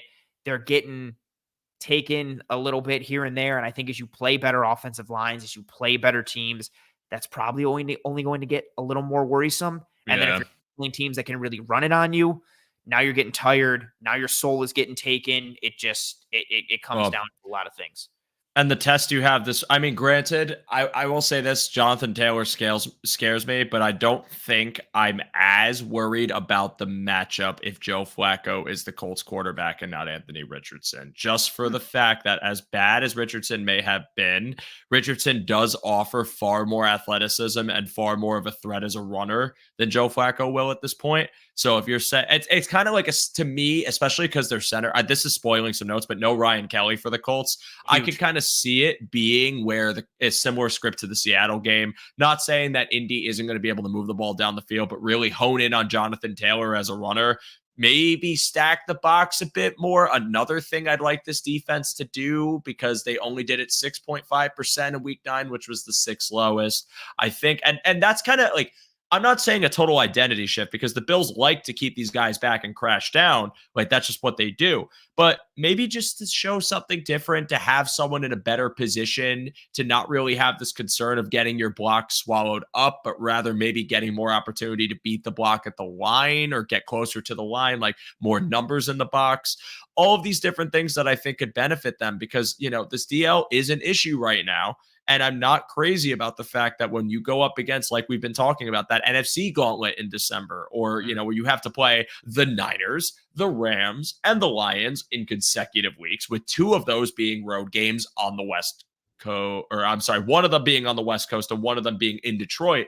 Like, you really have your work cut out for you on run defense when you talk about Christian McCaffrey probably coming back and facing Sonic and Knuckles in Detroit and Kyron Williams, and also as you've talked about on your show a bunch of times, Anthony, McVay and the Rams and the running attack and the play action. They're going to motion the Bills to death with what Miami did. They are going to motion you to death. They're going to make the run look like the pass, and they have multiple concepts coming out of it. Yeah, that game might be hell. Yeah. And I need to see more from an interior defensive line that just hasn't done enough, but also a defense that I feel like it's cool that they have the conceptual approach of we want to win with 4 and we want to beat you with coverage. But then what's going to happen when teams just say, okay, let's just run. Yeah. And move down the field. And then when you try to defend it, we keep you off your balance and all of a sudden it's a quick pass. So it is a worry. I think that's, that was all my notes for really the defense here. It's been mixed performances, and I think they're fine as a passing defense. I don't think they're the best, but I think they've done pretty well. I love their corners. I love the way the corner room is constructed. I think the safeties have been fine, even though everyone thinks Damar Hamlin is like the Antichrist, which he's not, but he's not the best. He's not the worst. Like, I just feel like the rushing defense is really where they all struggle, and that's been a thing, but it shouldn't be a thing anymore when you talk about how they build the room. And final point on this, Anthony, before we wrap this up with the final topic, and we'll be quick on it. Like, I'm fully convinced this upcoming draft, you're going to see, like, if they have 10 picks, however it looks like after the comp, like 7 of those picks, 6 of those picks might just be defense. Like, I'm talking multiple. People's going to be pissed. I'm not going to be. I want this freaking D-line to have a cool big dude on the interior. I want another edge rusher. Like, I think this D-line needs an overhaul outside of a couple guys. Like, as far as the depth goes, as far as the rotational piece go, like you talk about Band-Aids and patchwork. I don't want patchwork anymore, dude. I want young, athletic, fun players that compose this line. And I think the Bills I don't think this is the best version of the Bills defense you're going to see for the next 5 years, but like, I want to see the urgency to reconstruct it, and I think they will, but we'll have to wait and see. And final thoughts on the defense before we pivot over to just a quick preview of Indianapolis. No, I think it's pretty spot on. I worry about the defensive line holding up against the run and then generating pressure and what that means schematically for the rest of everything. And just, touching on the safeties, I think I don't think Rapp and Hamlin are like the sexiest combination.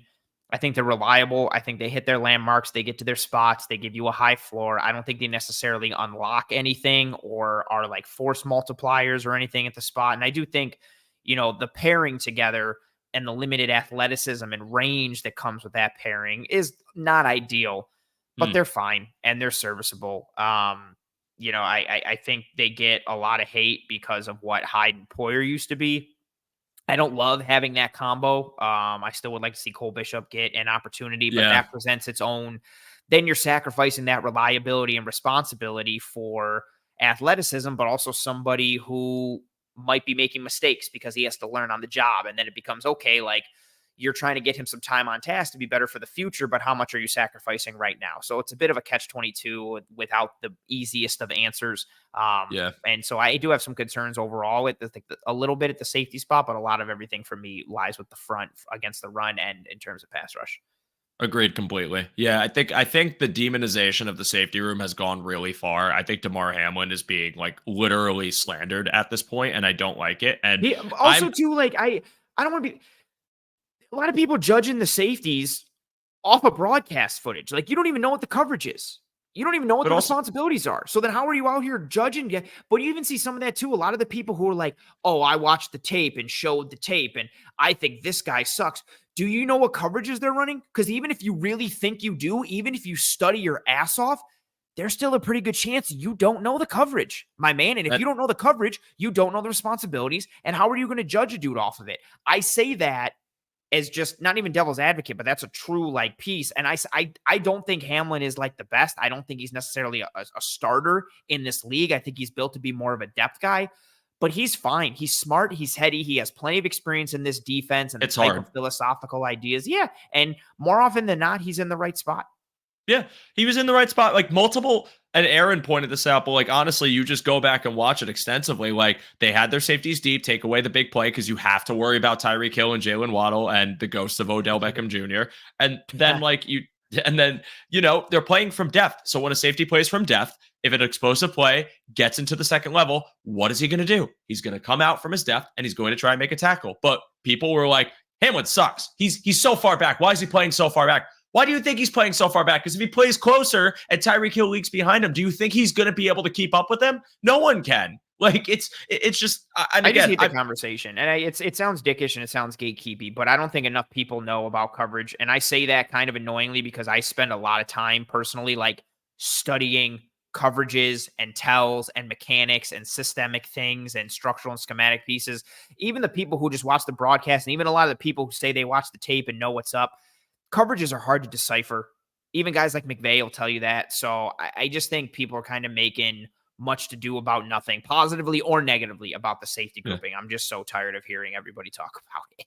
I think there are ways to look at it where it's because, again, I never try to compare my knowledge to yours for the sake of the fact that like your knowledge is like the universe or time, the concept of time, and mine is like a peanut. But like when I talk about it, I'm talking about it from like my perspective as what can I actually criticize and critique, I should say, not criticize, but like what's a fair criticism for a safety when I'm watching a safety versus what do I think could have more layers to it? And I think when I look at more layers, I'm looking at where are these safeties aligned? What is their role on the specific play? Are they meant to keep the deep spot of the field fortified and act as like a second barrier for a corner who maybe have to take someone and be a double team or be some sort of bracket? Do they have to come up? Like, what is their role? So if I see that, like in the example of the Miami game, Dorian Williams, who was trailing somebody because he was supposed to cover and was in a bad spot, now Hamlin has to come in and clean that up. I'm not blaming Hamlin for that. Now, if Hamlin takes a bad angle in run defense or gets blown off a block and doesn't shed a block, I could be like, okay, not good. But like, there's so much to it. And I just feel like every single positive yardage pass or run play is going in the vein or going against like Damar Hamlin. Like, I just feel like there's just now a narrative where people want to villainize this man. And I get it. You weren't expecting it. I wasn't expecting him to start. But like, dude, like, come on. Just like we're going to go from like worshiping and idolizing him to just hating them. And it's just ridiculous to me. And like I'm sorry, I'm like going on a rant and I apologize. Like, and I probably shouldn't do this. Like some people in our space should just genuinely be ashamed of themselves for the way they've spoken about him. I am not saying you cannot critique the player, but like the villainization, and I'm saying this as someone who was a young, stupid fan who used to do this shit with like EJ Manuel, right? I was in high school. EJ Manuel sucks. He's the worst. He sucks. Get rid of him. I used to do it. I was an idiot for doing that. And people who are in our space now doing this to a guy, I think it's ridiculous. Grow, like be better, because it's not good to be doing this to a player that I think busts his ass out there. And he's not the best, he's not the worst, but like it's not even talking about that. It's just talking about the player. I apologize, Ant. We've been going for a very long time. Don't apologize to me. Had to make that point. Also, James, I got some bad news for you. Mr. Mike Edwards has been released from the Buffalo Bills. It was a mutual decision. He is no longer on the team. He is free to sign anywhere. They were trying to make a trade and couldn't make a trade. He is going to get an opportunity to play elsewhere. I wish him the best. It just did not work out, unfortunately. Now moving on. Talking about this matchup and against Indy, just thoughts about it, things you're really watching out for, and things you think could lead the Bills to a win on Sunday. From a football standpoint, Zaire Franklin and EJ Speed, their two linebackers, are super fun. Franklin leads the league in stops. Speed is tied for 5th. They play downhill. They're physical. They're nasty. Kenny Moore is one of the best nickels in the game. It's him, Hilton, and Taron Johnson on any given week for me in terms of being the best nickels in football, along with Trent McDuffie, I should say. But I still think McDuffie has a little more inside-outside versatility. Then some fun dudes up front. You know, if you watch the Sunday night game against Minnesota, you got to see it a little bit from them. But Kwity Paye, Grover Stewart, DeForest Buckner, Odenbo, Latu is a rookie, kind of seeing what he can do. Like, they've got some guys who can fly around. Their corners aren't tremendous. I don't think the secondary is that strong as a whole. It's reflective in some of their passing numbers and metrics. And then offensively, good O-line, sweet running back, sweet wide receivers, Downs and Pierce. And I still do like Mitchell. And then you got Joe Flacco. Like, I think it's a fun, kind of interesting game. I think it's one where the Colts just seem to be like an annoying team every week. Like, they don't really get blown out too much, especially with Flacco, because you'll just kind of he'll keep them on pace a bit. And they do have some, talent on the defensive side of the ball and on the offensive side of the ball, like I mentioned too. But they run a ton of single high. They run a ton of cover 3, which has been problematic for the Bills at times. We'll see if Amari Cooper plays. They do have the ability to kind of stack the box and kind of go from there. But I think this is a game where the Bills, I'm not going to say too much because I'm superstitious and I don't want to jinx anything, but I think this is a favorable matchup for the Bills. I think there are some weak spots that can be exploited for the Colts, especially within their secondary and then within the quarterback spot, and kind of just see what the Bills can do, because I do think the Colts have a recipe in this game of smash mouth, run it right through the Bills' spine and gut them left and right, and then get some play action with Flacco and make things work. And then defensively, the ability to just play fast and kind of create some negative plays for the Bills. I do think there is a script that exists for a Colts win. I just think everything kind of has to fall right in their favor. I agree. And, starting from the Bills defense to Colts offense, like I said earlier, like I do think that I'd truly, despite how poor he's played, I think there have been flashes from Anthony Richardson where if you're talking about, well, maybe we know this Bills team is vulnerable to the run. Also saw a stat about how Jonathan Taylor's yards per carry with Richardson is higher than it is with Flacco. But having the duality of these two guys and the athleticism of both of them would make me a little more fearful that they would exploit this matchup. Taylor would be getting his punches on the ground. They would be in favorable spots, and then it's just on Richardson as a passer, which may be a favorable matchup, but something I just didn't want to deal with. I think Flacco's just a bit too much of a statue to give you that duality. So therefore it's easier to key in on Jonathan Taylor. And I think if you just hone in on that player, you could have success, because I think AD Mitchell's figuring it out right now. I don't think he's been truly bad as much as he's just like, he's a rookie and there's like little lapses in his game. There's been drops. There's been kind of not like a total understanding of how much space he has on the boundary, footwork stuff. Although he made a great catch against the Vikings. But like the real player that scares me outside of Taylor's Josh Downs, dude. He's so good. I wanted him on the Bills. I was pounding the table for him at 27. I know that's a reach, but like he's awesome, man. He's stellar. He's such a good route runner. He always has been. He's got great hands, great field vision, and the way they use him both across and upfield, it's a threat. and I think they're going to have to respect it. But I do like that, you got Teron Johnson, who did the thing where he went on the ground, everyone held their breath, and came back in and made a game-changing play. He seems to do that every year, which I think is fun. Right? But not fun, I should say, more so like terrifying. Please don't do it again. I think that matchup, if he's working the slot and you got Teron Johnson on him, that's going to be a lot of fun to watch. I expect, though, for this Colts O-line that's a little banged up now, not having their center, I think that could create some lapses. I think that could benefit an interior D-line that needs to find their way and ultimately muddy things up for Flacco, and a rushing attack that, if they can't hit the inside consistently, becomes more limited, becomes more not simplistic, but more one-dimensional, and ultimately benefits the Bills there. And for the offense, again, like I could see a similar game script to what they did against Seattle. Like, again, that D-line's the strength, that front seven's the strength of this Colts defense. I'm a huge fan of DeForest Buckner. I'm a huge fan of Grover Stewart. I like what they got there. Just keep him guessing, keep him hesitating, get that extra second. I think this matchup could become a lot more annoying if you don't have Coleman on the field, despite the inconsistencies. But if you do have Amari Cooper and Khalil Shakir, Curtis Samuel, I think you could still be successful. Incorporate the tight ends, get Dalton Kincaid going a little more, and I think it could be a game that the Bills should win, but we'll see. I won't give you a score prediction. I'm following your book. And we are hitting about an hour 40. This is an episode that started late because of Teenage Mutant Ninja Turtles, but I've had a blast. I apologize for getting animated before everybody. I want fair criticisms of players. Like, again, we've all been young. We've all said a player sucks. We've all done it. But like, I'm at a point now where, like, the older I get and the more I get into the Bill space, the more I just don't want to like come for a player's neck because I thought they made a bad play. So I apologize for that. And, I'm very excited for Sunday, but I appreciate your time, Anthony, you being here. This conversation I thought was great. T-Dob says, Joe, don't say that stuff.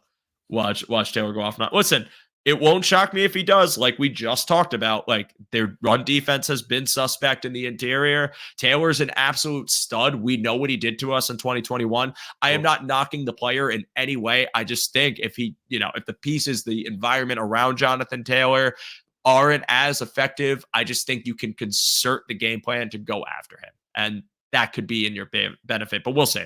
So anyways, Ant, I appreciate you. Let the people know what you got going on. Tell them where they can find you.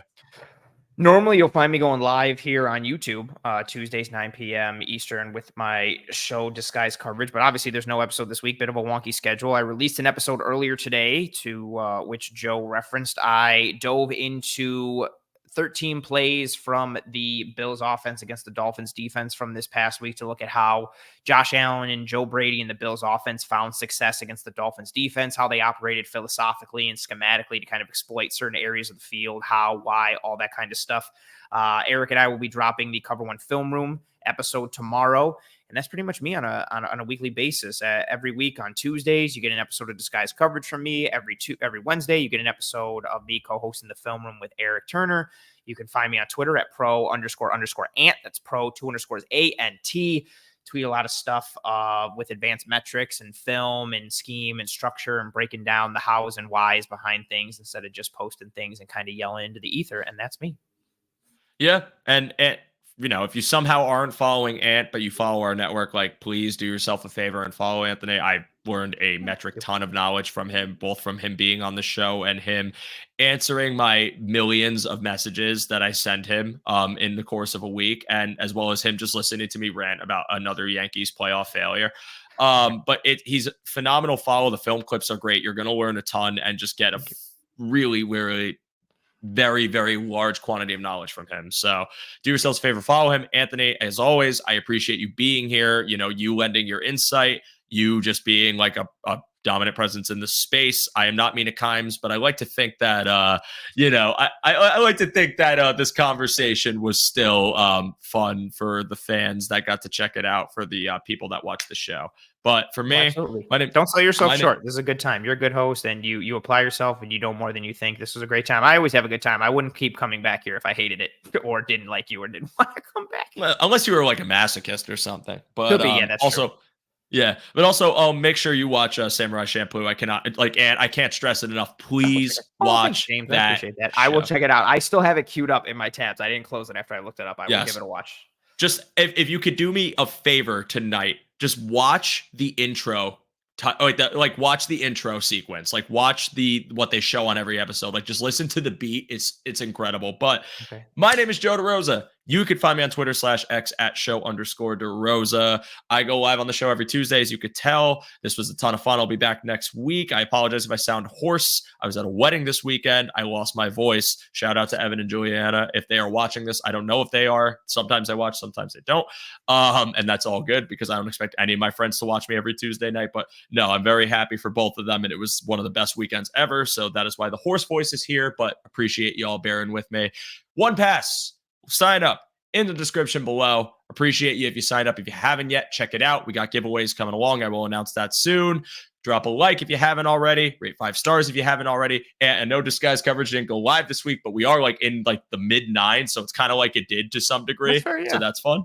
But appreciate all of you guys. Be back here next Tuesday, hopefully after another Bills win into Kansas City week. I am excited for it. I know you're all excited for it. But let's see how this one goes first, because this is no pushover matchup. So you all enjoy the rest of your Tuesday. Have a wonderful night, as Anthony says. Be good to one another. Be kind to one another. Take care of one another. And as always, go Bills. See you soon.